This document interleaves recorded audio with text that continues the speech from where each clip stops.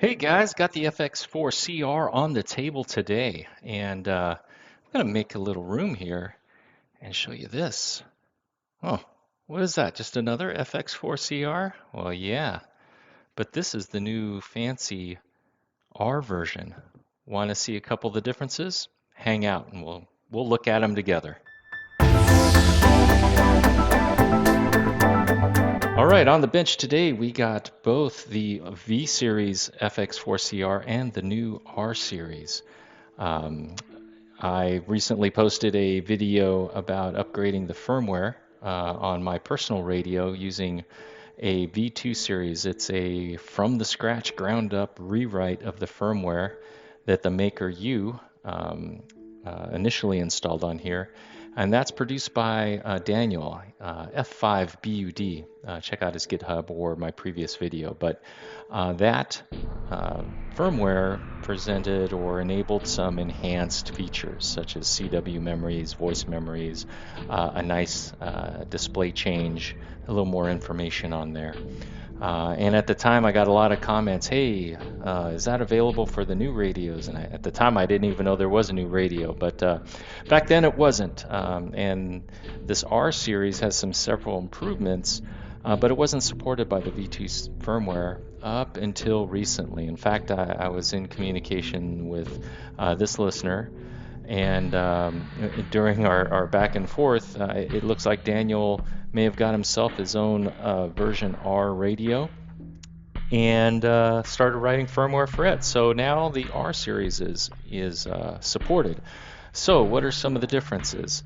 You know, up on the front, not much difference. Same button layout, everything looks the same screen, everything looks similar, but most of the change is going to be over here on the right side of the radio.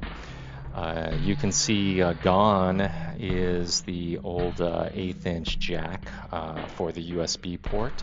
That was a little bit something that us V series owners had to be careful about because if you plug it into the computer first, you will have live 5 volts on that one of the rings there of that jack, and as you slide it across the contacts, probably not a good thing. So it's advisable to always insert everything in before you power on the radio, but definitely on the USB, plug it into the radio first, then the computer, so you make sure that you got a solid connection before powering up the USB.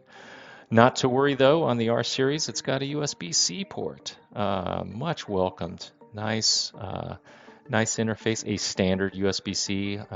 I'm always fearful of losing that USB cable, but you in the owner's manual, he has a pinout and a diagram if you can make your own USB cable if you had to. But if you're in the field and you forgot it in another bag, just a basic USB-C port will be fine. A very important here, the fan. This boy can get hot, especially if you're operating on 20 watts quite a bit. That fan is a welcome. Not sure how effective. Maybe there's some other reports out here, but you could sort of see the space it took up. It's not only the fan and that vent, but if you look in general, there's several enhancements here. Machined, basically slotted the back case for more surface area and some enhanced cooling or radiation, if you will. And then a vent on the other side to pull the air through. I imagine it's pulling fresh air in from this side. So much needed enhancements there. And then finally, I'm not sure if I'm a fan of this, but gone is the XT60 jack. I've never had a problem with this. I know people would argue, oh, it's not Anderson power poles, but I may be the only ham that's a Anderson power pole hater. But the XT60, really solid connection. It's secure. I've never had them come off in the field. Not too sure about a barrel jack. You could snag that on something and pull it out. Probably take a little more effort, but maybe that is better to pull power and have the jack pulled out than your radio being slung across something if someone snagged the cable. So I guess there's pros and cons to everything, right? Let's see what else. Let's go to the back side again, or the left side. I just wanted to note, even the subtle changes. So the vent also looks like he moved the antenna port, which means he more than likely respun the boards on there. So, not a minor change. When we at work, if we respin a board, it's a major thing. But I think as an independent, I'm not sure if it's easier or worse. I imagine you're trying to evolve, but that's pretty major. But if you look, it even changed the backplate layout here. So if you look, even the center plate, maybe the only thing from the old design that has remained unchanged is maybe that front plate. Um, but every other machined component that you has made has changed.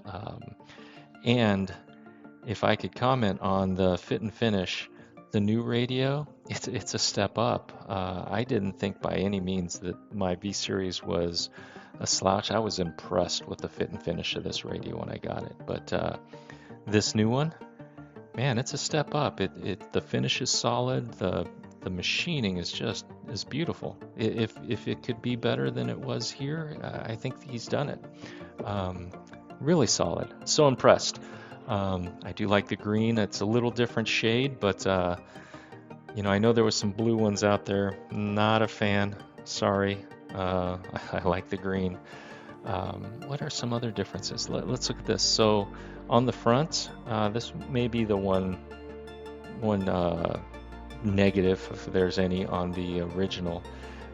It had plastic knobs, and those knobs were just friction fit, and mine eventually wore off. Wouldn't stay secure, so I put some units that have a set screw in them, and that holds them down. It's pretty good. But you can see they're a little loosey-goosey here, and that is the shaft of the encoder that's wobbling like that, not the knob on the shaft. The new ones, nice and solid, not much wobble to speak of at all. And on the old ones, you can depress, right? You can select, but it's a long throw. It's a little mushy. I don't know. But it is a long throw. You could argue it's a little mushy there, but boy, the new ones, nice short throw, solid, positive click, nice. Really like it. Really like that. As I said, this listener sent this one out to me. I'm going to, I thought it'd be fun to compare the two. But what we're really going to be after is upgrading the firmware to see Daniel's V2 version of the software on the R versus the V. Because they have forked, it is a different, I think he noted that they are different platform. Well, not platforms, I shouldn't say platforms, but there are enough hardware changes between the two versions where it's not necessarily a straightforward fork of his old firmware. The updating is going to it's just not going to port back and forth between the two versions. So I imagine if he does have an R radio now, which I imagine he does since he's doing R firmware, that development on my version is going to start to fade. Although, as we'll see here, he has still been updating it.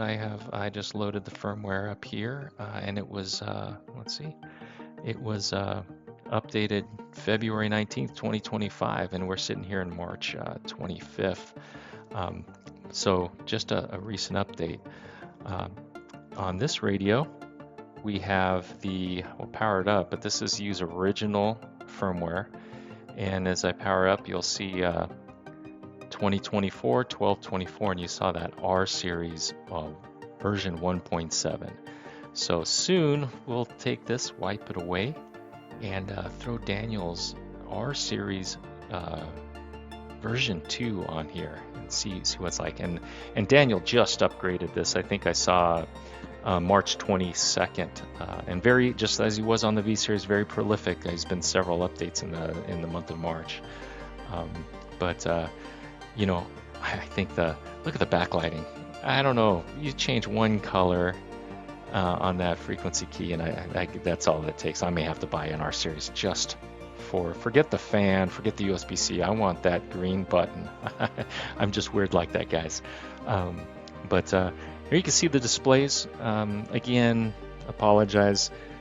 These displays never come out on camera. I use some different cameras to get in close to look at just the screen, but this camera that I got it under, it just doesn't do the screens justice. These screens are sharp as a tack.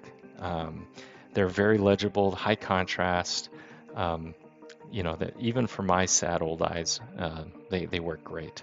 And there's some pretty small text on there, but you can see just some subtle differences between the two radios here.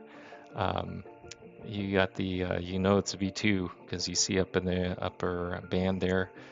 Besides a little different font, you got the temperature of more than likely the ST32 or the microcontroller that's in these guys.